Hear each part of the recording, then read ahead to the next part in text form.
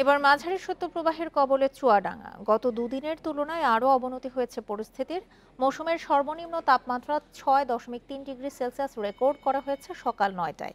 চলতি মাসেই তা আরও কমে যেতে পারে বলে সতর্ক করছে আবহাওয়া অফিস।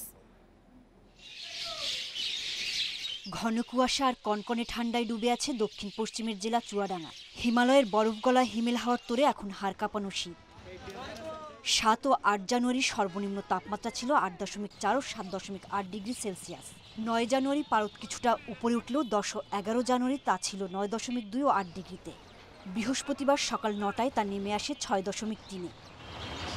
প্রায় এক সপ্তাহ ধরে দিনের বেশিরভাগ সময় সূর্যের দেখা না মিললেও বেলা গড়ানোর পর ওঠে রোদ। তারপরও কমেনি শীতের তীব্রতা। ঘন কুয়াশা এবং কিছু রাস্তাঘাট দেখা যাচ্ছে না। 2-3 দিন খুব মানুষ জীবনযাপন কষ্ট করে মানুষ চলছে। আজ দুদিন ধরে আবার অতিরিক্ত ঠান্ডা পড়ছে, কিন্তু আজকে ভোরবেলার থেকে অতিরিক্ত কুয়াশা পড়ছে, বাইরে বেরোনো কষ্ট, গাড়ি চালানো কষ্ট হচ্ছে, বুঝলেন, আমাদের সব দিক দিয়েই কষ্ট হচ্ছে। টানা 8 দিন ধরে চলছে এই অবস্থা। মৃদু শৈত্যপ্রবাহের পর বইতে শুরু করেছে মাঝারি শৈত্যপ্রবাহ।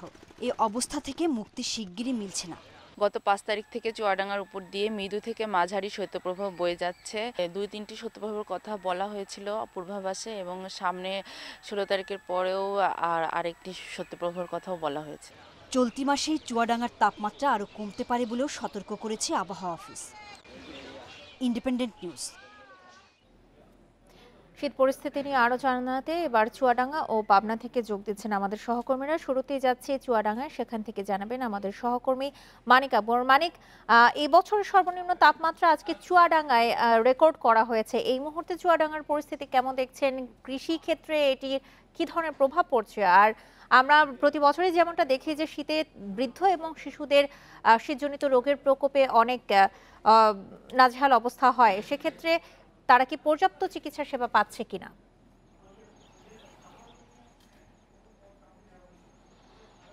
টানা 8 দিন ধরে চুয়াডাঙ্গার তাপমাত্রা মাঝারি কিংবা মৃদু শৈত্যপ্রবাহ বইছে চুয়াডাঙ্গার উপর দিয়ে, যে কারণে এই সময়টা আসলে হচ্ছে তীব্র কষ্টে আছে এখানকার মানুষ।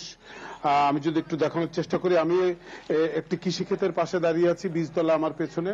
তো মানুষের কষ্ট, কৃষক আছেন দুশ্চিন্তায়।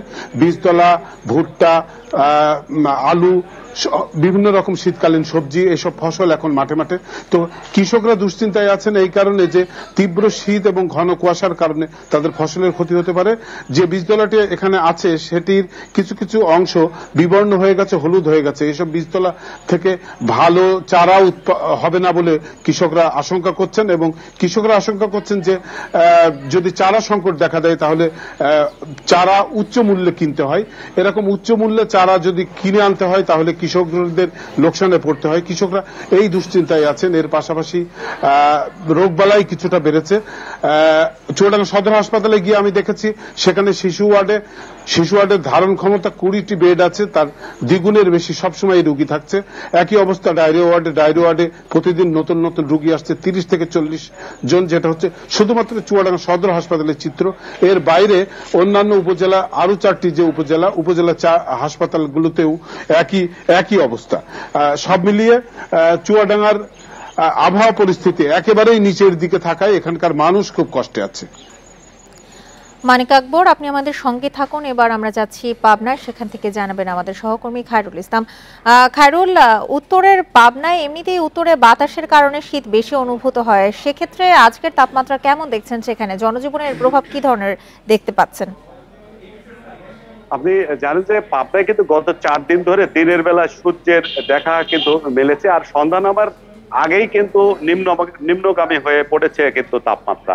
আর রাত যতই গভীর হয় বাড়তে থাকে কিন্তু কনকনে ঠান্ডার মাত্রা। আর পাবনায় জেলায় সর্বনিম্ন তাপমাত্রা কিন্তু রেকর্ড করা হয়েছে 7.5 ডিগ্রি সেলসিয়াস।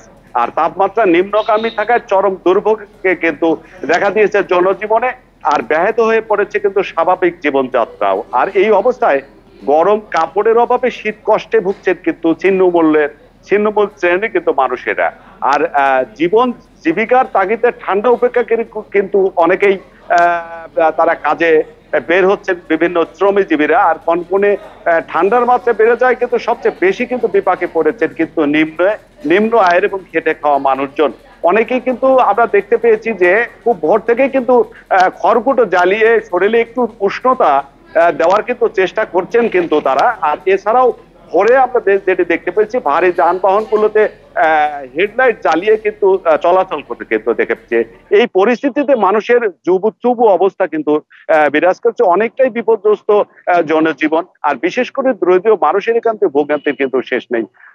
আর এই শীতে বেশি ভুগছে কিন্তু বয়স্ক থেকে শিশুরা বেশি, আর বিভিন্ন বয়সের কিন্তু মানুষেরা কিন্তু শীতজনিত রোগে কিন্তু আক্রান্ত হচ্ছে। আর সেই কারণে কিন্তু হাসপাতালগুলোতে অসুস্থ রোগীর কিন্তু সংখ্যা আর বৃদ্ধি পেয়েছে। আপনি জানেন যে এই মুহূর্তে কিন্তু বোরো চাষ কিন্তু শুরু হয়েছে। আর পাবনা জেলায় এবার কিন্তু 2700 হেক্টর জমিতে বোরো ধানের বীজতলা এবং 35,540 হেক্টর জমিতে কিন্তু সরিষার আবাদ করা হয়েছে। আর এই অব্যাহত ঘন কুয়াশা পড়ায় কিন্তু এই সরিষা ক্ষেতের কিন্তু ঝরে যাচ্ছে কিন্তু ফুল।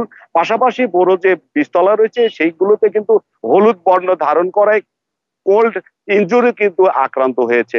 আর এই বিষয়ে কিন্তু আমরা কৃষি কর্মকর্তাদের সঙ্গে কথা বলেছিলাম, তারা বলছেন যে কুয়াশা দীর্ঘস্থায়ী যদি হয় তবে বীজতলায় কিন্তু ক্ষতি হয়, কিন্তু দিনের বেলায় রোদ থাকায় তেমন কোনো সমস্যা নেই বলে তারা আমাদেরকে জানিয়েছেন।